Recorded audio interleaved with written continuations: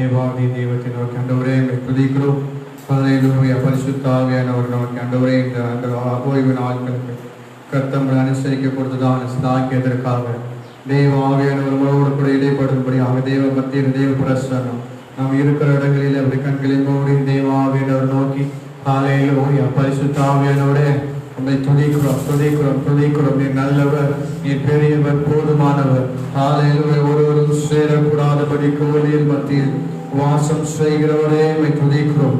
ஹல்லேலூயா ஹல்லேலூயா. பரிசுத்த ஆவியானவரே உம்மை நோக்கி பார்க்கிறோம். நீர் நல்லவர், நீர் நல்லவர் நல்லவர் நல்லவர் நல்லவர் நல்லவர் நல்லவர்.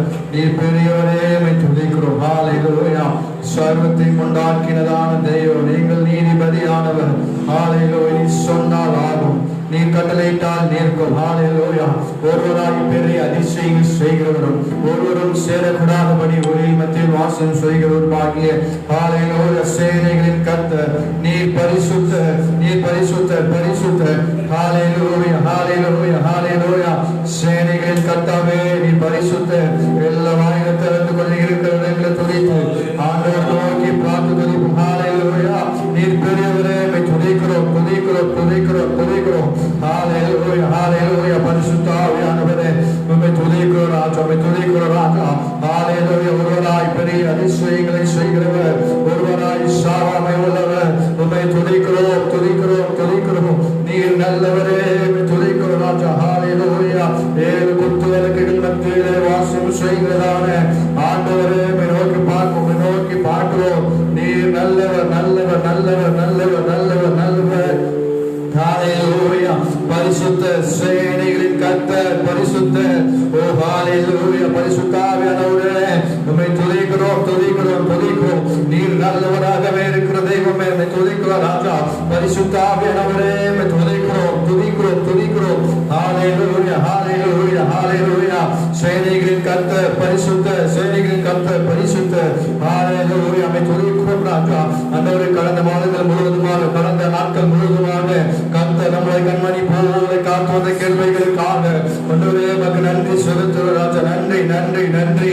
ஹல்லேலூயா. பரிசுத்த ஆவியானவரே உம்மை துதிக்கிறோம் துதிக்கிறோம் நல்லவரே உம்மை துதிக்கிறோம் ராஜா. ஹல்லேலூயா. உம்மை துதிக்கிறோம் நல்லவரே உம்மை துதிக்கிறோம் துதிக்கிறோம் துதிக்கிறோம் துதிக்கிறோம். நீர் பரிசுத்த ஆவியானவர், ஆண்டவர் பரிசுத்த.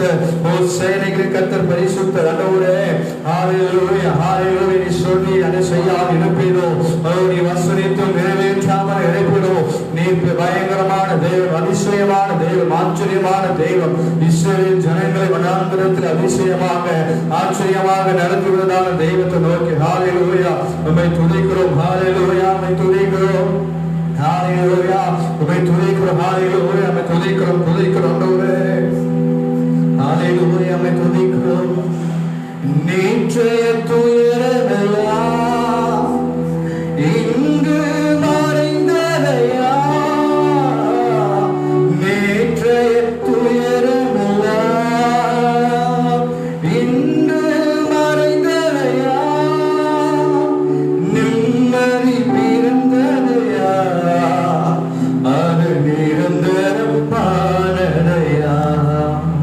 நிம்மதி பிறந்ததையா, அது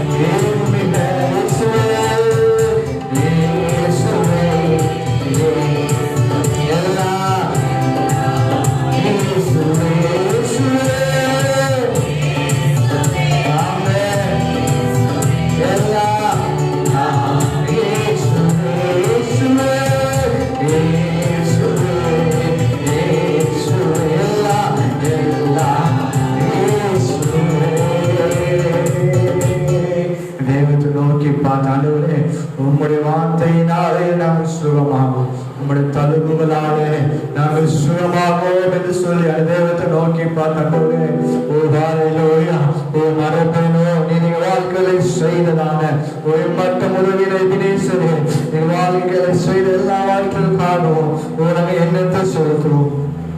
ரட்சிப்பின் பாத்திரத்தை கையில் எடுத்துக்கொண்டு உண்மை நாங்கள் தொழுது கொள்வோம் ராஜா. ஹalleluya, அமை துதிக்கிறோம்ப்பா.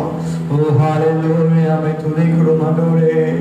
ஓ ஹalleluya, ஹalleluya ஆண்டவரே, உம்மை துதிக்கிறோம். மரபேனோ உமது அன்பை நான் மரபேனோ உமது அன்பை மன்னிடுவே பாதத்திலே மன்னிடுவே பாதத்திலே எபினேசரே. ஆராதனை என் துணையாளரே, ஆராதனை என் எபினேசரே, ஆராதனை எங்கள் துணையாளரே, ஆராதனை மரபேனோ உமது அன்பை நான் மரபேனோ உமது அன்பை மன்னிடுவே உபாரத்திலே மன்னிடுவே தத்திலே கிருபை விலகாதையா, கிருபை விலகாதையா, கிருபை விலகாதையா. தேவத்தை நோக்கி அவருடைய கிருபை விட்டு விலகுவதில்லை. மலைகள் விலகினாலும் பர்வதங்களிலே பெருந்தாலும் அவருடைய கிருபை நம்மளை விட்டு விலகாது, அவருடைய தயவு நம்மளை விட்டு விலகாது. அவருடைய காலம் அவருடைய காலம் நியமின்ற காலம் அவருடைய காலம் ஒரு போது நம்மளை விட்டு விலகாது. கர்த்தருடைய கரம் மேலே இருக்கும் போது நமக்கு விரோதமாக எழும்புவார் யார்? ஹalleluya, ஆமென் சொல்லுகிறோம். ஹalleluya.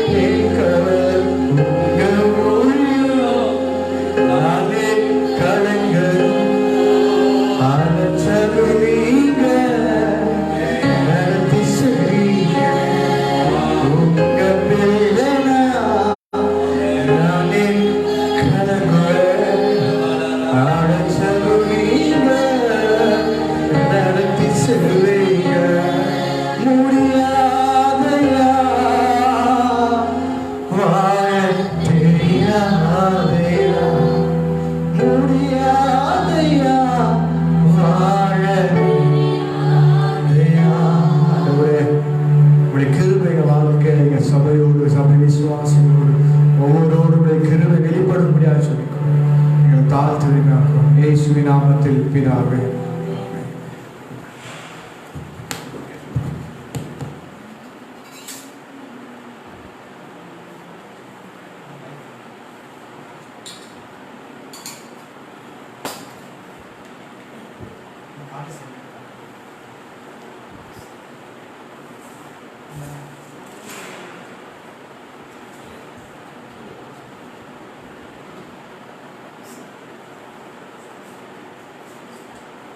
ஜீசஸ்.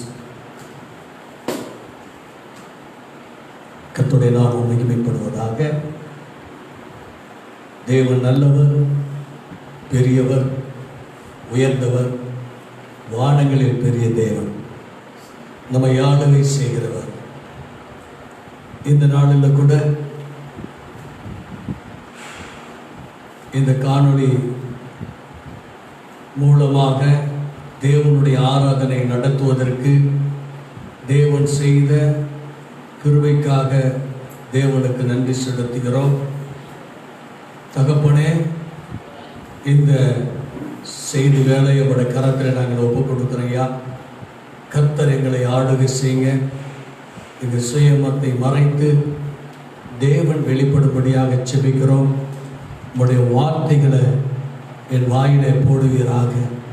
கர்த்தர் நீங்கள் பேசுங்கப்பா, நாங்கள் கேட்கிறோம். கனமையுமையெல்லாம் உமக்கே செலுத்துகிறோம்.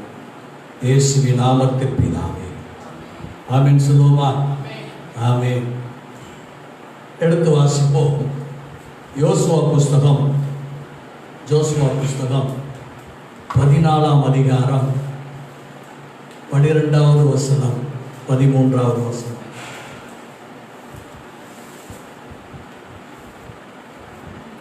ஆகையால் கர்த்தர் அந்நாளிலே சொன்ன இந்த மலை நாட்டை எனக்கு தாரும். அங்கே ஏலேக்கியரும் அரணிப்பான பெரிய பட்டணங்களும் உண்டென்று நீர் அந்நாளிலே கேள்விப்பட்டீரே. கர்த்தர் என்னோடு இருப்பாரானால் கர்த்தர் சொன்னபடி அவர்களை துரத்தி விடுவேன் என்றான். அப்பொழுது யோசுவா எப்புனோனின் குமாரனாகிய காலேபை ஆசீர்வதித்து எபிரோனை அவனுக்கு சுதந்திரமாக கொடுத்தான். அல்லேலூயா. கர்த்தர் இந்த நாளில் யோசுவா கேட்டது பாருங்க. கர்த்தர் அந்நாளிலே சொன்ன இந்த மலை நாட்டை எனக்கு தாரும், மலை நாட்டை எனக்கு தாரும். யோசுவாவுக்கு ஆண்டவர் கொடுத்ததான காரியம். யோசுவா எப்ராயிம் கோத்திரத்தை சார்ந்தவன். காலேபோ யூத கோத்திரத்தை சார்ந்தவன். இதுல காலேபுக்கு கர்த்தர் சொன்ன வார்த்தை,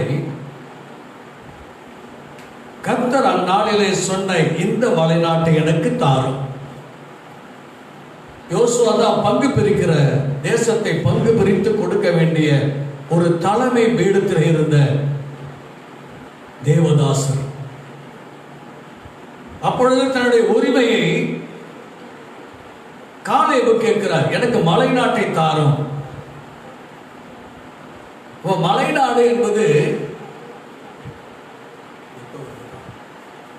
மலைநாடு என்பது செழிப்பாய் உள்ள நாடு.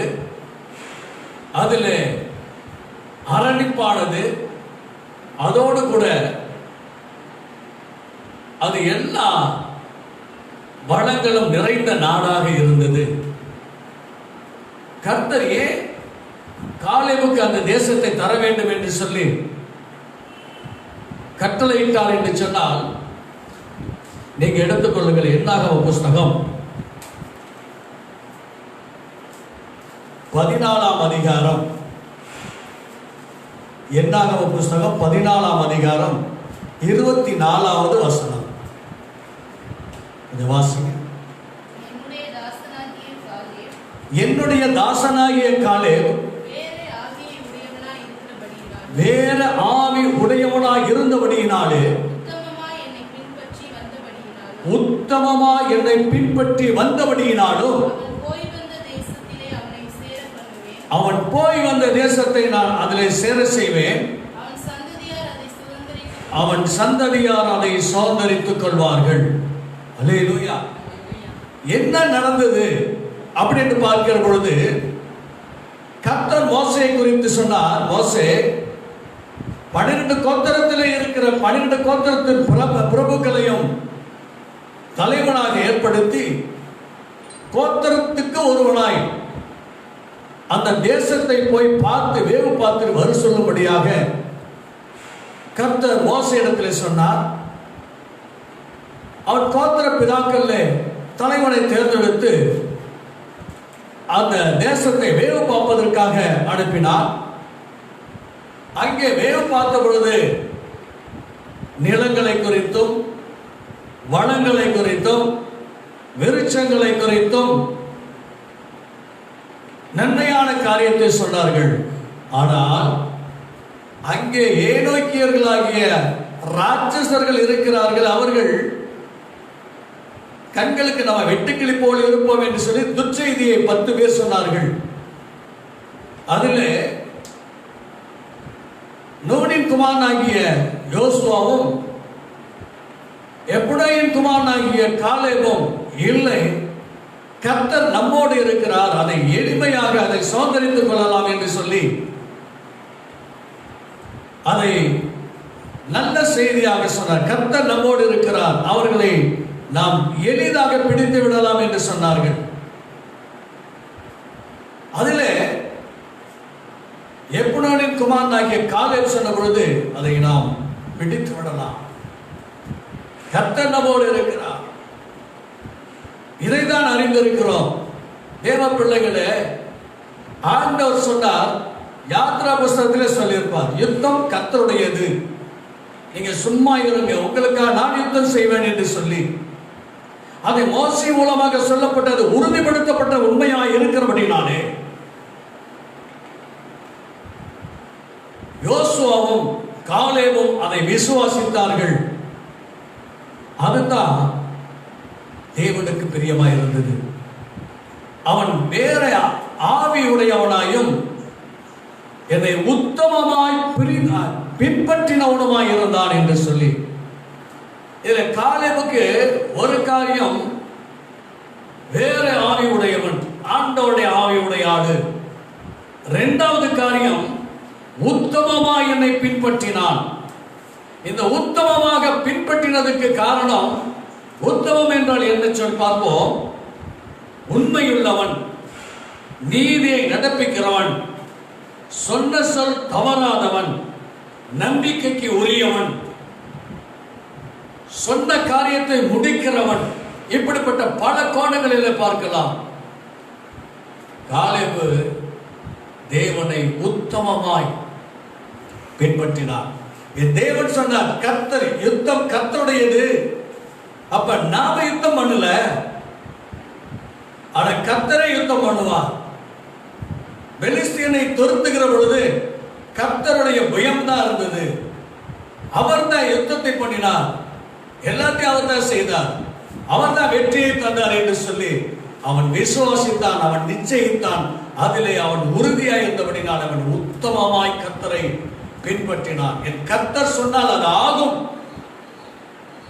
கர்த்தர் சொல்ல ஆகும் என்று சொல்லி அவன் விசுவாசித்தான். எளிதாய் பிடித்து விடலாம் என்று சொல்லி, அதனாலதான் ஆண்டவர் அவனை குறித்து சொன்ன வார்த்தை அது.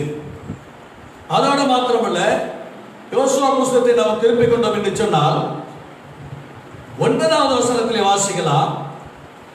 அந்நாளிலே மோசே,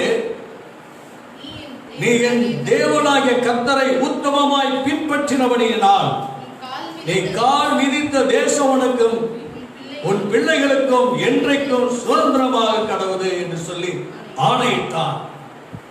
இது ஒரு மனிதன் அல்ல, தேவன் சொன்ன ஆணையிட்டார். அவன் உத்தமமாய் பின்பற்றினான். என் தேவனால் எல்லாம் கூடும், அவர் சொன்னால் ஆகும் என்று சொல்லி அவன் உறுதியாய் இருந்தபடினாலே கர்த்தர் அவனை அந்த தேசத்தை போய் அந்த தேசத்தை கால் மிதித்த தேசத்தை உனக்கு பின்னே வருகிறதான உன் சந்ததிக்கும் சுதந்திரமாக கொடுப்பேன் என்று சொன்னார். என்றென்றைக்கும் அது மாறாத பிரமாணமாய் கர்த்தர் காலேபுக்கு கொடுத்தார். என் தேவ பிள்ளைகளே, கர்த்தரை உத்தமமாய் பின்பற்ற வேண்டியது நம்முடைய காரியமாய் இருக்கிறது. எத்தனை பேர் உத்தமமாய் கர்த்தரை பின்பற்றுகிறோம்? கொஞ்சம் நினைச்சு பாருங்க. ரட்சிக்கப்பட்டிருக்கிறோமா? கர்த்தரை உத்தமமாய் பின்பற்றுகிறோமா? ஒரு கஷ்டங்கள் வருகிற பொழுது கர்த்தர் பார்த்துக் கொள்வார் என்று சொல்லுவோமா? ஒரு நஷ்டங்கள் வருகிற பொழுது கர்த்தர் அதை பார்த்துக் கொள்வார் நினைக்கிறோமா? ஒரு வியாதி வருகிற பொழுது கர்த்தர் அதை சந்திப்பார், சுகமாக்குவார் என்று சொல்லி நம்ம நினைக்கிறோமா? நாம் அதற்காக என்ன பிரயத்தனம் செய்கிறோம் நினைச்சு பாருங்க. தேவன் நம்மோடு, நான் உன்னை விட்டு விலகுவதுமில்லை, உன்னை கைவிடுவேன் சொன்ன கர்த்தர் நமத்திலே இருக்கிறார். அதோடு மாத்திரமல்ல, இயேசு கிறிஸ்து நேற்றும் இன்றும் என்றும் மாறாதவர் என்று சொல்லி நமக்கு வாக்கு கொடுத்திருக்கிறாரே. எந்த சூழ்நிலையில் இருக்கிறோம், ரட்சிக்கப்பட்டு இருக்கிறோம், ஹல்லேலூயா. தேவ நம்பிக்கை இருக்கிறதா? எனக்கு கர்த்தர் எல்லாவற்றையும் செய்து முடிப்பார் என்று சொல்லி ஒரு நம்பிக்கை இருக்கிறதா? ஹல்லேலூயா. ஆனா காலேபுக்கு அது இருந்தது. ஹல்லேலூயா.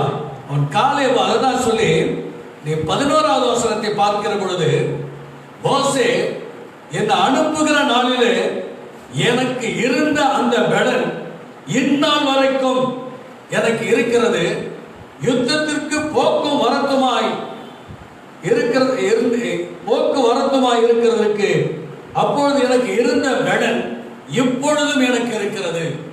40 வயசுல இருந்த பலன் 80 வயசிலும் யுத்தத்துக்கு போகிறவனாக இருந்தான். அல்லேலூயா. அதனாலதான் அவன் யோசுவா இடத்துல கேட்கிற பொழுது, ஆகையால் கர்த்தர் அந்நாளிலே சொன்ன இந்த மலை நாட்டை எனக்கு தாரும், மலை நாட்டை எனக்கு தாரும். அல்லேலூயா. கர்த்தருடைய நாமம் மகிமைப்படுவதாக. 14வது வசனத்தை நாம் பார்க்கிற பொழுது, ஆதலால் கேனாசியனாகிய எப்புடனின் குமாரனாகிய காலேபு இஸ்ரவேலின் தேவனாகிய கர்த்தரை உத்தமமாய் பின்பற்றினபடியால் இந்நாள் மட்டும் இருக்கிறபடி எபிரோன் அவனுக்கு சுதந்திரமாக மாறிற்று. அல்லேலூயா. அவன் கர்த்தரை உத்தமமாய் பின்பற்றினாரு. அல்லேலூயா. கர்த்தருடைய நாமம் மகிமைப்படுவதாக. அதே தான் நம்ம பார்க்கலாம். உபாகம புஸ்தகத்தில் பார்க்கிற பொழுது 1ஆம் அதிகாரம் 36வது வசனம், யோசுவாவை குறித்து கர்த்தர் சொன்ன வார்த்தை, யோசுவாவிடத்திலே கர்த்தர் சொன்ன வார்த்தை என்னன்னா, எப்புனோனின் குமாரனாகிய காலேபு மாத்திரம் அதை காண்பான், தேசத்தை, கானான் தேசத்தை காண்பான். அவன் கர்த்தரை உத்தமமாய் பின்பற்றினபடியினால் நான் அவன் விதித்து வந்த தேசத்தை அவனுக்கும் அவன் பிள்ளைகளுக்கும் கொடுப்பேன் என்று ஆணையிட்டான். ஆண்டவர் ஆணையிட்டது தான் நூல் போட்டு பங்கிட்டு கொடுக்கிற யோசுவாவை பார்த்து காலேபு கேட்கிற, எனக்கு அந்த தேசத்தை கொடுங்க. அல்லேலூயா. எனக்கு ஆண்டவர் ஆணையிட்ட, ஆண்டவர் எனக்கு கொடுக்கணும்னு சொன்ன அந்த தேசத்தை, மலை தேசத்தை எனக்கு கொடுங்க.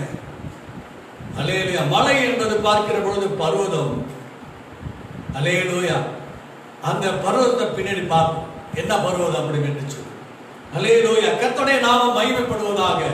இப்ப இந்த யோசுவாவை பார்க்கிற பொழுது எப்ராயிம் குடும்பத்தை சார்ந்தவர். அப்ப மோசேக்கு அடுத்தபடியாக யோசுவா தான் தேவனுடைய ஜனங்களை வழிநடத்துறது, தேசத்தை பங்கிட்டு போட்டு கொடுத்தது. ஆனா அதுல பார்க்கிற பொழுது பங்கிட்டு எங்க பங்கிட்டு கொடுத்தாங்கன்னு தெரியுமா? அல்லேலூயா. எப்ராயிமுக்கு கொடுத்தது தேசம், அதாவது யோசேப்புக்கு வந்த தேசத்தை நாம் பார்க்கலாம். அல்லேலூயா. யோசேப்புக்கு கொடுக்கப்பட்ட தேசத்தை பார்த்தீங்கன்னா சீலோ, சீலோ என்கிற இடத்துல தான் வைத்து எல்லாருக்கும் சீட்டு போட்டு பங்கிட்டு கொடுத்தாங்க. அந்த இடத்துல தான் ஆசரிப்பு கூடாரத்தையும் வைத்தாங்க. இந்த காரியம் ஆசரிப்பு கூட அங்க இருக்கு. அது மாத்திரமல்ல, அங்க பங்கிட்டு போட்டு கொடுத்த இடம் எப்ராயிம், அந்த எப்ராயிம் அந்த கோத்திரத்தில் இருக்கிறதான காரியம், யோசுவா இருக்கிற இடம் தான் அது, சுத்தமா இருக்கிற இடம் அது. ஆனாலும் அந்த யோசுவாவும் சரி, யோசுவாவுக்கு பின்னாடி பார்க்கிற பொழுது அந்த ஜனங்கள் எல்லாம் மோசே கட்டளையிட்ட பிரகாரமும் யோசுவா கட்டளையிட்ட பிரகாரமும் அவர்கள் நடவாதபடிக்கு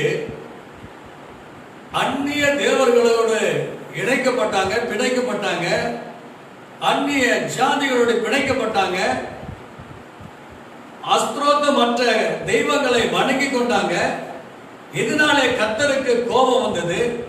நியாயாதிபதி புஸ்தகத்தில் நாம் பார்க்கிற பொழுது அவர்கள் கர்த்தரோடு இருக்கிற பொழுது அவர்களுக்கு ஆசீர்வாதமும், கர்த்தரை விட்டு பின்வாங்கி போகிற பொழுது அவர்கள் வேறு ராஜாக்களுடைய கையில் அடிமையாக ஒப்பு கொடுத்த காரியத்தை நாம் பார்க்கலாம். இவர்கள் மறந்தாங்க. ஆண்டவருக்கு கோபம் வந்துச்சு.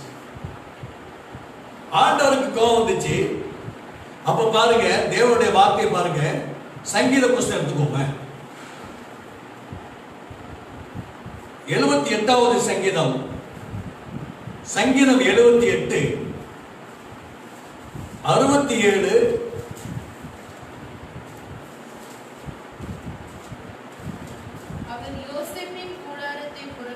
அவர் யோசேப்பின் கூடாரத்தை புறக்கணித்தார். எப்ராயிம் கோத்திரத்தை அவர் தெரிந்து கொள்ளாமல் யூதா கோத்திரத்தையும் தமக்கு பிரியமாயிருந்த சீயோன் பர்வதத்தையும். ஆமென். நீங்க முன்னாடி பார்க்கிற பொழுது யோசேப்புக்கு என்ன ஆசீர்வாதம் யாக்கோபு கொடுத்தாரு தெரியுமா? நீ கனி தரும் திராட்சை. ஆமென். நீ தான் எல்லாருக்கும் தாப்பமே இருப்ப, எல்லாத்தையும் நீ தான் அப்படின்னு ஆண்டவர் யாக்கோபு மூலமாக ஆசீர்வதித்தார். மோசே மூலமாகவும் ஆசீர்வதித்தார். எதேவ பிள்ளைகளை எதிரே பார்க்கிற பொழுது யாரு எப்படி நடந்தாலும் சரி, யோசேப்பு ஆண்டவருக்கு உண்மையாதான் இருந்தாரு. அவனுடைய பிள்ளைகளுக்கு 2 பங்கு வந்தது. யோசேப்பு பங்கு ஒண்ணு, மனாசே பங்கு. அதாவது யோசேப்புக்கு 2 பிள்ளைகள், எப்ராயிம், மனாசே. அந்த 2 பங்கையும் கர்த்தர் கொடுத்தார். அல்லேலூயா. பங்கு இல்லாத ஆள் யார் சொல்லுங்க பார்ப்போம்? லேவியருக்கு பங்கு இல்ல. அல்லேலூயா. அந்த லேவியருக்கு பங்கு இல்ல. அப்ப லேவியர் பங்கையும் யோசேப்பையும் 2 பங்கு கொடுத்தார். ஏன்னா யோசேப்புக்கு மேல ஆண்டவர் அன்பு வைத்தார். ஆனா அவங்க பிள்ளைகள் அப்படி இல்லை. அவங்க பிள்ளைகள் அப்படி இல்லை. அவங்க தேவனை உண்மையாய் உத்தமமாய் அவங்க பின்பற்ற முடியவில்லை. அதனால பாருங்க 68 சொல்லப்படுகிறது, யூத கோத்திரத்தையும் தமக்கு பிரியமான சீயோன் பர்வதத்தையும் தெரிந்து கொண்டார். அல்லேலூயா. காலேப் என்ன கோத்திரம்? யூதா கோத்திரம். ஆண்டவர் என்ன வாக்கு கொடுத்தாரு? நீ கால் மிதித்த தேசத்தை உனக்கு ஒரு சந்ததிக்கும் கொடுப்ப. ஆண்டவர் ஒரு நாளைக்கு மாற மாட்டார். ஒரு ஆசீர்வாதமே. ஒரு ஆசீர்வதிச்சுட்டா அந்த ஆசீர்வாதத்தை யாரும் மாற்ற முடியாது. ஏன்னா யூதா பிறக்கிறப்பே துதி. யார் அந்த துதிக்கிற ஆளு யாரா இருந்தாலும் சரி, தேவன் ஆசீர்வதிப்பார். பரம்பரையா கிறிஸ்தவ மார்க்கத்தில் வந்திருக்கலாம். நேத்தி ஒரு ஆளு ரட்சிக்கப்பட்டு பட்டும் பாவியா இருந்து உண்மையாய் தேடுகிற நபரை பார்க்கிற பொழுது, நீ எத்தனை தலைமுறையா கிறிஸ்தவர்களா இருந்தாலும் சரி, உன்னை பார்க்கிலும் துதிக்கிற இடத்துல கர்த்தர் பிரியமாய் இருப்பார். உன் மேல என்ன பார்த்தோம்னா அன்பா இருப்பார். ஆனா யார் உண்மையா இருக்கிறாரோ, யார் உத்தமமாய் இருக்கிறார்களோ அவர்களுக்கு தான் தேவனுடைய ஆசீர்வாதத்தை கர்த்தர் கொடுப்பார். அவங்க மேலதான் பிரியமாய் இருப்பார். அப்ப யூதா கோத்திரத்திலே வந்த எப்ராயிமின் குமாரனாகிய யோசுவா ஆண்டவரை உண்மையாய் உத்தமமாய் அவன் பின்பற்றினான். அவர் சொன்னதுதான். யுத்தம் கர்த்தருடையது, அவர் நடத்துவார். நம்ம எளிதாய் பிடிக்கலாம், தேசத்தை எளிதாய் பிடிக்கலாம் அப்படின்னு. ஆனா 10 கோத்திரத்தார் என்னங்க எல்லாமே துர்ச்செய்தியை சொல்லி அழுதார். அதனால 40 நாள் சுத்தி வந்த கணக்க 40 வருஷமா அவங்கள வனாந்தரத்துல தெரிய வச்சு அதாவது அடைச்சிட்டு போட ஒரு ஆளு கூட எங்க போக முடியல. கானான் தேசத்துக்கு போக முடியல. 2 பேரை தவிர, யோசுவாவும் காலேபு தவிர வேற யாருமே போக முடியல. காரணம், இவங்க கர்த்தரை உண்மையாய் உத்தமமாய் பின்பற்றினாங்க. மோசே கூட என்னாச்சு? அல்லேலூயா, ஸ்தோத்திரம். மோசையும் பதறி பேசுறபடினாலே கண்மலையை பார்த்து பேசுன்னு சொன்னாரு. ஆனா அந்த ஜனங்கள் படுத்துன பாடுல கோலால அடிச்சு மோசையே போய் பார்க்க முடியல, கானான் தேசத்துள்ள கால வைக்க முடியல. கர்த்தர் நீதிமான். அல்லேலூயா. தேவ பிள்ளையே, நம்ம எந்த சூழ்நிலை இருக்கோம் பதறக்கூடாது. அல்லேலூயா. எந்த காரியத்தையும் பதறி பேசிடக்கூடாது, பதறி செய்திடக்கூடாது. நிதானம் நமக்கு தேவை. அல்லேலூயா. கர்த்தருடைய நாமம் மகிமைப்படுவதாக. அடுத்த வசனத்தை பாருங்க, 69வது வசனம். தம்முடைய பரிசுத்த ஸ்தலத்தை மலைகளைப் போலவும் என்றென்றைக்கும் நிற்கும்படி தாம் அஸ்திவாரப்படுகிற பூமியை போலவும் கட்டினார். தம்முடைய தாசனாகிய தாவீதை தெரிந்து கொண்டு ஆட்டு தொழுவங்களில் இருந்து அவனை எடுத்தார். பாருங்க, யூதா கோத்திரத்தில் வந்த தாவீதை தான் கர்த்தர் தெரிந்து கொண்டார். அல்லேலூயா. அதோட மாத்திரமல்ல, அவன் எப்படிப்பட்ட ஆள் பாருங்க, ஆடு மேய்க்கிறான். கரமலாடுகளின் பின்னாக தெரிந்த அவனை தம்முடைய ஜனமாகிய யாக்கோபையும் தம்முடைய சுதந்திரமாகிய இஸ்ரவேலையும் மேய்ப்பதற்காக அழைத்து கொண்டு வந்தார். இவன் அவர்களை தன் இருதயத்தின் உண்மையின்படியே மேய்த்து தன் கையின் திறமையினால் அவர்களை நடத்தினார். அல்லேலூயா. நம்ம தாவீது ஆண்டவரிடத்துல உத்தமமாய் நடந்தானா? அல்லேலூயா. தாவீது உத்தமமாய் நடந்தாரா? எடுத்து வாசிப்போம். 1 சாமுவேல் புஸ்தகம் 15ஆம் அதிகாரம். 1 சாமுவேல் 15ஆம் அதிகாரம் 28வது வசனம். அப்பொழுது சாமுவேல் அவனை நோக்கி, கர்த்தர் இன்று உன்னிடத்தில் இருந்த இஸ்ரவேலின் ராஜ்யத்தை கிழித்து போட்டு உன்னை பார்க்கிலும் உத்தமனாய் இருக்கிற உம்முடைய தோழனுக்கு அதை கொடுத்தார். இஸ்ரவேலின் ஜெயபலனானவர் பொய் சொல்கிறதும் இல்லை, தாம் சொன்னதை பற்றி மனஸ்தாபப்படுகிறதும் இல்லை, மனமாற அவர் மனுஷன் அல்ல என்றார். அவ்வளவு வைராக்கியம் உள்ள தேவன். அல்லேலூயா. அப்ப உத்தமமாய் நிறைய அதாவது யூத கோத்திரத்துல நிறைய பேர்கள் இருந்தாங்க, நிறைய பேர் இருந்தாங்க. ஆனாலும் கர்த்தர் ஏன் தாவீதை தெரிந்து கொண்டார் என்று சொன்னால், அவன் உத்தமனாய் இருப்பான். உத்தமமாய் கர்த்தரை பின்பற்றினார். அல்லேலூயா. அதோட மாத்திரம் இல்ல, இன்னும் வாசிப்போம். 2 சாமுவேல் 5ஆம் அதிகாரம். 2 சாமுவேல் 5ஆம் அதிகாரம். எடுத்துக்கிட்டீங்களா? 2 சாமுவேல் 5ஆம் அதிகாரம் 6லிருந்து வாசிப்போம்.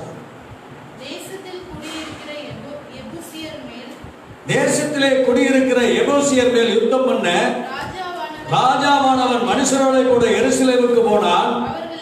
அவர்கள் இதிலே பிரவேசிக்கிறதுனால் தாவீதால் கூடாது என்று எண்ணி தாவீதை நோக்கி, நீ இதற்குள் பிரவேசிப்பதில்லை, குருடரும் சப்பானியும் உன்னை தடுப்பார்கள் என்று சொன்னார்கள். ஆனாலும் தாவீது சீயோன் கோட்டையை பிடித்தான். அது தாவீதின் நகரமாயிற்று. எவன் சாலகத்தின் வழியா ஏறி எபிசேரை தாவீதின் ஆத்துமா பகைக்கிற சப்பானிகளையும் குருடரையும் முறியடிக்கிறானோ அவன் தலைவனாய் இருப்பான் என்று தாவீது அன்றைய தினம் சொல்லியிருந்தான். ஆதலால் குருடனும் சப்பானியும் வீட்டிலே வரலாகாது என்று சொல்லுகிறது உண்டு. அந்த கோட்டையை தாவீது வாசம் பண்ணி அதற்கு தாவீதின் நகரம் என்று பெயரிட்டு மில்லோ என்னும் ஸ்தலம் துவக்கி உட்புறமற்ற சுற்றி இருக்கிற மதிலை கட்டினான். தாவீது நாளுக்கு நாள் விருத்தி அடைந்தான். அல்லேலூயா. கர்த்தருடைய நாமம் மகிமைப்படுவதாக. இப்ப வேதத்தில் நம்ம பார்க்கலாம். இப்ப நம்ம வேதத்திலே பார்க்கிற பொழுது காலேபுக்கு கொடுத்த அந்த மலை தேசத்தை மீண்டும் அந்த யூத ஜனங்கள்ல பாவத்துல விழுந்து ஆண்டவருடைய அன்பை இழந்து போயிருந்த காலத்துல கூட ஆண்டவர் தாவீது மூலமாக அந்த மலை தேசத்தை கொடுத்தார். அன்னைக்கு வாக்கு கொடுத்த அதே வாக்கு தான் தாவீது மூலமாக நிறைவேற்றினார். தாவீது மூலமாக நிறைவேற்றினார். அதுல காணப்படுகிறதான எருசலேம்ல தான் தேவனுடைய ஆலயம் கட்டப்பட்டது. எருசலேம்ல தான் தாவீதின் நகரம் இருக்கிறது. அல்லேலூயா. எந்த இடத்தை காலேபுக்கு கர்த்தர் கொடுக்க சொல்லி மோசேக்கு கட்டளையிட்டாரோ அதையே யோசுவா மூலமாக பெற்றுக்கொண்டார். அந்த மலை தேசத்தை தான் மீண்டும் கர்த்தர் தாவீதுக்கு கொடுத்தார். அல்லேலூயா. அப்ப தாவீதுக்கு கொடுத்து இந்த நாள் வரையிலும் அதற்கு தாவீதின் நகரம் என்று சொல்லி பெயர் இருக்கிறது. காரணம், ஆண்டவர் அன்னைக்கு காலேபுக்கு கொடுத்த அந்த ஆசீர்வாதம், அந்த வாக்குத்தத்தம், அது அன்று மட்டுமல்ல, தாவீது காலத்து மாத்திரமல்ல, அவர் வருகிற நாள் வரைக்கும் அது அவருடைய பட்டணமாய் காணப்படும். அல்லேலூயா. வருகிற நாள் வரைக்கும் இதோ ஆண்டவருடைய வருகை சமீபமாய் இருக்கிறது. அவர் சீக்கிரம் இறங்கி வரப்போகிற தேவனாய் இருக்கிறார். அல்லேலூயா. அவர் சீக்கிரம் இறங்கி வருகிற தேவனாய் இருக்கிறார். தேவ பிள்ளைகளே, அவருடைய வருகை சமீபமாய் இருக்கிறது. அல்லேலூயா. இயேசு ராஜாதி ராஜா இந்த பூமிக்கு சீக்கிரம் வரப்போகிறார். அல்லேலூயா. அவருடைய வருகைக்கு நாம காத்திருக்க வேண்டும். நம்ம வாழ்க்கையில பார்க்கிற பொழுது உத்தமமாய், இதில் பார்க்கிற பொழுது உத்தமமாய் கர்த்தரை பின்பற்றின காலேபு. அப்ப உத்தமமாய் காலேபு பின்பற்றினபடினாலே கர்த்தர் அவனுக்கு அந்த மலை தேசத்தை கொடுத்தார். அல்லேலூயா. தேவ பிள்ளைகளே, உத்தமமாய் பின்பற்றின ஆட்களை நம்ம பார்க்கிற பொழுது நோவா வாழ்ந்த காலத்திலே அவன் என்ன செய்ய, எல்லாருக்கும் மத்தியில் அவன் தேவனுக்கு எப்படி இருந்தான், உத்தமனாய் இருந்தான் என்று கண்டு அவன் மேல கர்த்தர் இறங்கினான். அல்லேலூயா. அது மாத்திரமல்ல, யோபுடைய வாழ்க்கையில பாத்தீங்கன்னா ஆண்டவரே சொல்றாரு, இவன் உத்தமனும் சன்மார்க்கனும் பாவத்துக்கு விலகிற மனுஷனுமா, இவனை போல ஒரு நல்ல மனுஷன் இல்லைன்னு சொல்றாரு. பாருங்க, இப்ப நோவா ஆண்டவருக்கு உத்தமமாய் நடந்தபடினாலே அவனும் காக்கப்பட்டான், அவன் பிள்ளைகள் காக்கப்பட்டது, அவன் மூலமாக சந்ததி உருவாக்கப்பட்டது. யோபோட வாழ்க்கையில பார்க்கிற பொழுது யோபு கர்த்தரை உத்தமமாய் பின்பற்றினபடினாலே எவ்வளவு கஷ்டங்கள், நஷ்டங்கள், வியாதிகள் எல்லாம் வந்தாலும் சரி, ஆண்டவர் அதை மாற்றினார். அல்லேலூயா. அந்த பாடுகளை மாற்றி இரட்டத்தனையான ஆசீர்வாதத்தை அவனுக்கு தந்தார். அது மாத்திரமல்ல, அவனை போல இந்த பூமியில யாரும் இல்லைன்னு சொல்லி விசுவாசத்திற்கு கர்த்தருக்கு உத்தமமாய் நடப்பதற்கு ஒரு மனுஷனை வேதத்தில் எழுதினார். அல்லேலூயா. அதே போல தாவீது தன்னுடைய வாழ்க்கையில கர்த்தருக்கு உத்தமமாய் இருந்தபடினாலே அந்த ராஜபாரியத்தை கர்த்தர் நிரந்தரமாக அவனுக்கு கொடுத்தார். வெகு காலத்திற்கு பின்னாடி நடக்க போகிறதான சம்பவங்களை குறித்து ஆண்டவர் பேசினார். ஆண்டவராகிய இயேசு கிறிஸ்துவை குறித்து பேசினார். அநேக தீர்க்க தரிசனங்களை கிறிஸ்துவை குறித்து, தீர்க்க தரிசனங்களை குறித்து தீர்க்க தரிசனமாய் சங்கீதத்திலே பாடி வைத்தார்.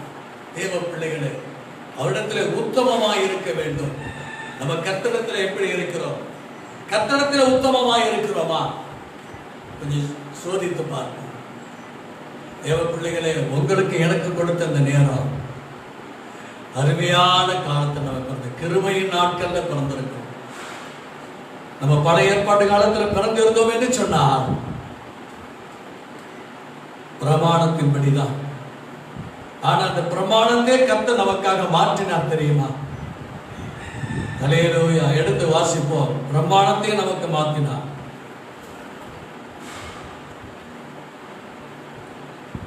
கலாத்தியர் புஸ்தகம் 3ஆம் அதிகாரம் 13வது வசனம். மரத்தில் தூக்கப்பட்ட எவனும் சபிக்கப்பட்டவன் என்று எழுதியிருக்கிறபடி இயேசு கிறிஸ்து உங்களுக்காகவும் எனக்காகவும் சாபமானார். சிலுவையில சாபமானார். அல்லேலூயா. நீனோ நானோ தேவ பிள்ளைகளே, பழைய ஏற்பாட்டு காலத்தில் நாம் பிறந்திருந்தோம் என்று சொன்னார் இந்த கிருபை கிடைத்திருக்குமா? அல்லேலூயா. ஆனா இந்த நாட்களே இயேசு கிறிஸ்து தேவன் மனிதனாக பூமியில வந்து உலகத்தில் இருக்கிற எல்லா ஜனங்களுக்காக தன்னுடைய ஜீவனை கொடுத்து ரத்தத்தை சிந்தி அந்த ரத்தத்தில் பாவ மன்னிப்பை வைத்தாரே, அந்த பாவ மன்னிப்பின் நிச்சயத்திலே நம்மை தெரிந்து கொண்டார். பாவ மன்னிப்பை கொடுத்திருக்கிறார். நினைச்சு பாருங்க. கண்ணுக்கு கண், பல்லுக்கு பல், ஜீவனுக்கு ஜீவன், ரத்தத்துக்கு ரத்தம் இருந்த காலத்தில் நாம் பிறந்திருந்தோமானா நம்முடைய செய்கைகளை கொஞ்சம் நினைச்சு பாருங்க. தேவனுக்கு முன்பாக இருக்க முடியுமா? ஆனாலும் கிருபை இப்பொழுது கிருபையாய் நம்மை அழைத்து இருக்கிறார்.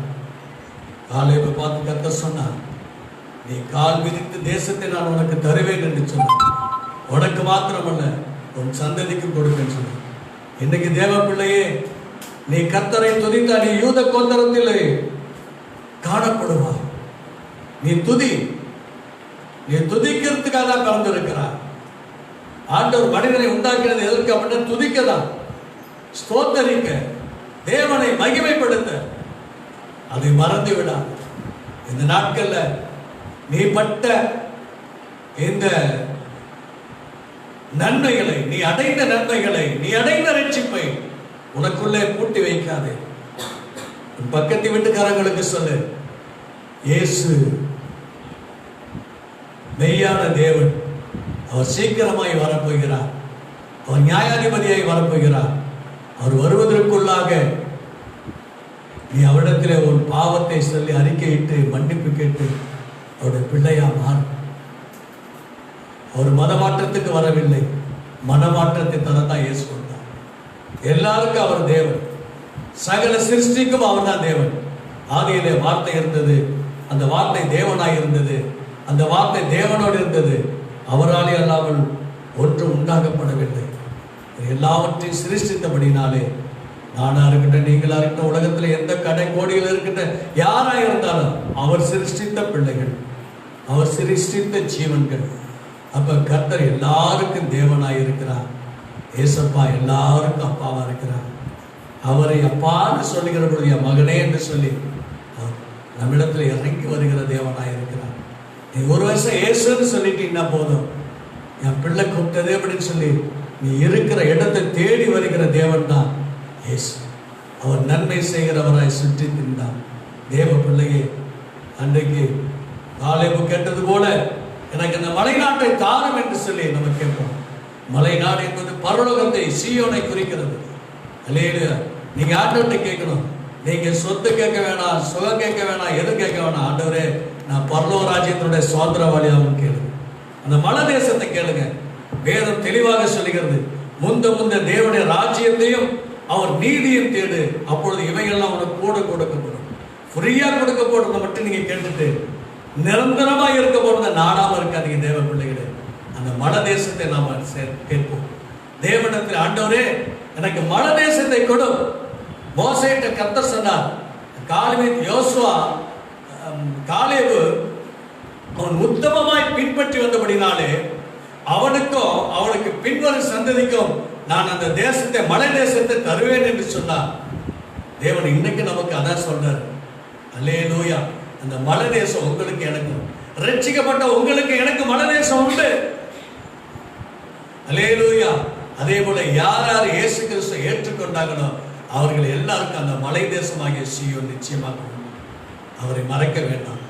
அவரை நாடி இருப்போம், அவரை தேடி காத்திருப்போம். அவர் நம்மோடு இருக்கிறவர், நமக்காக யாவை செய்து முடிக்கிறவர். காலேபு அவன் வேறு ஆவியுடையவனாய் இருந்தான். நம்ம வேறு பிரிக்கப்பட வேண்டும். அல்லேலூயா. சமுதாயத்தில் நம்ம வேறு பிரிக்க வேண்டும். அல்லேலூயா. எல்லாரும் ஒரு மாதிரியா இருக்கலாம், ஆனா நம்ம வேற மாதிரியா இருக்கணும். நம்ம இயேசு மாதிரியா இருக்கணும். இயேசுவை போல நம்ம இருக்கிற பொழுதுதான் நம்மிடத்துல சந்தோஷம் இருக்கும், சமாதானம் இருக்கும், நீடிய பொறுமைகள் இருக்கும். ஆண்டவரை போல நம்ம மாறணும். அல்லேலூயா. தேவனை போல நம்ம மாறணும். கிறிஸ்துவின் சிந்தையை உங்களுக்குள் இருக்க கடவுள் என்று சொன்னார். அந்த கிறிஸ்துவின் சிந்தையை நம்ம வைத்துக் கொள்வோம். அல்லேலூயா. நரகத்துக்கு போகிற ஜனங்களுக்காக கண்ணீரோடு செபிக்கணும். அல்லேலூயா. ஸ்தோத்திரம்.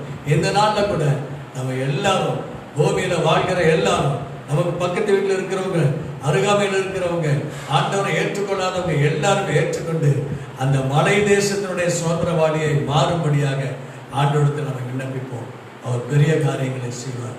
கண்களை மூடி நம்ம ஜெபம் பண்ணுவோமா? ஹல்லேலூயா. ஆண்டவரே, நாங்கள் துதிக்கிறோம்ப்பா. காலேபு கேட்டது போல யோசுவாவை பார்த்து கேட்டான். அந்நாளே மோசே மூலமாக கர்த்தர் எங்களுக்கு கட்டளையிட்ட அந்த மலை தேசத்தை எங்களுக்கு தான். அந்த நாட்களில் எங்களுக்கு இருந்த விளைவு இந்த நாட்களிலும் இருக்கிறது. 40 வருடம் கழிந்து போனாலும் சரி, 40 வயசுல என்ன எனக்கு பலன் இருந்ததோ இந்த 80 வயசுல எனக்கு அதே பலன் இருக்கிறது. நான் யுத்தத்துக்கு போக்குவரத்துமாய் இருக்கிறேன். ஹல்லேலூயா. தேவ பிள்ளையே, உன் பலன் அப்படிதான் இருக்கிறது. நீ எந்த நாள்ல இயேசு கிறிஸ்துவை ஏற்றுக்கொண்டாயோ அந்த நாளில இருந்து அந்த பலன் உனக்கு இருக்கணும். காலேபுக்கு இருந்தது போல நான் போக்குவரத்துமா யுத்தத்துக்கு போக்குவரத்துமா இருக்கிறேன் என்று சொன்னார். தேவ பிள்ளையே, நீ யுத்தத்துக்கு சரியா இருக்கியா? ஹல்லேலூயா. நமக்கு யுத்தம் மனிதரோடு அல்ல. ஹல்லேலூயா. நம்முடைய யுத்தம் மனிதரோடு அல்ல. நம்மை கெடுக்கிற சத்துருவாகிய சாத்தானுக்கு நமக்கு தான் யுத்தம். ஹல்லேலூயா. ஒரு காலேபு போல சொல்ல முடியுமா? ஆமென். ஹல்லேலூயா. நான் யுத்தத்துக்கு இந்த நாள் வரைக்கும், அந்த நாள்ல இருந்து இந்த நாள் வரைக்கும் போக்குவரத்துமாய் இருக்கிறேன். எனக்கு அந்த மலை தேசத்தை கொடும் என்று சொல்ல முடியுமா? தேவ பிள்ளையே, அப்படி இது வரைக்கும் நீ ஜெபம் பண்ணலன்னா இன்னையில இருந்து ஜெபம் பண்ணு. நீ ஜெபம் பண்ற ஆளா யுத்தம் செய்யறாள். நீ வாரியம். நீ ஜெபம் பண்ற ஆளு. நீ ஜெபத்துல யுத்தம் பண்ற ஆளு. இந்த சாத்தான், சத்துரு, பிசாசு ஜனங்களை எப்படியாவது கர்த்தரை அறிந்து கொள்ளாதபடிக்கு அவர்கள் மனக்கண்களை மூடி குருட்டாக்கி நரக பாதாளத்துக்கு கொண்டு போகிற நாளிலே மனக்கண்களை துறப்பதற்கு சாத்தானோட நீதான் யுத்தம் பண்ணணும். நானும் நீனும் யுத்தம் பண்ணாக்கா சத்துருடைய சாத்தானுடைய சதிமோசங்கள் நீங்கி உன்னை சார்ந்து இருக்கிறவர்கள், உன் சொந்த பந்தங்கள், உன் அக்கம் பக்கத்து வீட்டுக்காரர்கள், உன் சிநேகிதர்கள் எல்லாம் தேவனுடைய ராஜ்யத்தினுடைய சுதந்திரவாளியாக, மலை தேசத்தினுடைய சுதந்திரவாளியாக மாற முடியும். அர்ப்பணிப்போமா? அர்ப்பணிப்போமா? ஆண்டவரே, எங்களை அர்ப்பணிக்கிற ஆண்டவரே. யோசுவா ஆண்டவரே தோன்றும். காலேபு எப்படி ஆண்டவரே கர்த்தருக்கு உண்மை உத்தமமாய் ஆண்டவரே இருந்தானோ, கர்த்தருடைய வாக்கை அப்படியே அனுசரித்தானோ, கர்த்தருடைய வாக்கின்படி யுத்தத்துக்கு எப்படி கடந்து போனானோ, அதே போல ஆண்டவரே உங்களுடைய வார்த்தையின்படி ஆண்டவரே நாங்கள் செபிக்க, துதிக்க, ஆராதிக்க அநேகரை கர்த்தருடைய வார்த்தை ராஜ்யத்தினுடைய ஆண்டவரே சோத்திரமையா தேவனுடைய ராஜ்யத்தின் சுவிசேஷத்தை சொல்லி ரட்சிப்பிலே நடத்த கர்த்தர் கிரியித்தாங்கப்பா. இதோ எழுப்புதலின் காலம் ஆரம்பித்து விட்டதையா. அந்த எழுப்புதலை எல்லாரும் பங்குள்ளவர்களாய் ஆண்டவரே தேவன் மாற்றும்படியாக நாங்கள் செபிக்கிறோம். ஆண்டவரே, ஆண்டவரே தோத்திரையா, தோத்திரம் தோத்திரம். தொடர்ந்து ஆளுகைக்குள்ளாக எங்களை அர்ப்பணிக்கிற ஆண்டவரே, மல தேசத்துக்கு எங்களை சுதந்திரமாக்குகிறாங்க. ஆண்டவரே, எங்களை சார்ந்து இருக்கிறவர்கள் எல்லாரும் மல தேசத்துக்கு சுதந்திரவாளி ஆக்க ஆண்டவரே உம்முடைய பரிசுத்த வேத வாக்கியங்களை எங்கள் இருதயத்தில் வைத்து எங்கள் வாயின் மூலமாய் பிறருக்கு ஆண்டவரே அதை சொல்ல கிரியை செய்யும்படியாக நாங்கள் அர்ப்பணிக்கிறோம். ஆளுகை செய்யுங்க, வழி நடத்துங்க. இரட்சகர் மீட்பருமான இயேசுவின் நாமத்தில் வேண்டிக் கொள்கிறோம் எங்கள் ஜெபங்கேளு நல்ல பிதாவே. ஆமென். என் ஆத்துமாவே கர்த்தரை ஸ்தோத்திரி, என் முழு உள்ளமே பரிசுத்த நாமத்தை ஸ்தோத்திரி. என் ஆத்துமாவே கர்த்தரை ஸ்தோத்திரி, கர்த்தர் செய்த சகல உபகாரங்களை எல்லாம் மறவாதே. ஆமென். நம் ஆண்டவராகிய இயேசு கிறிஸ்துவின் கிருபையும் பிதாவினுடைய அன்பும் பரிசுத்த ஆவியினுடைய ஐக்கியமும் அந்யோன்யமும் சமாதானமும் சந்தோஷமும் கர்த்தராகிய இயேசு கிறிஸ்து வருகை மட்டும் என்றும் என்றும் சதா காலங்களிலும் உங்கள் அனைவரோடு கூட இருப்பதாக. ஆமென். ஆமென்.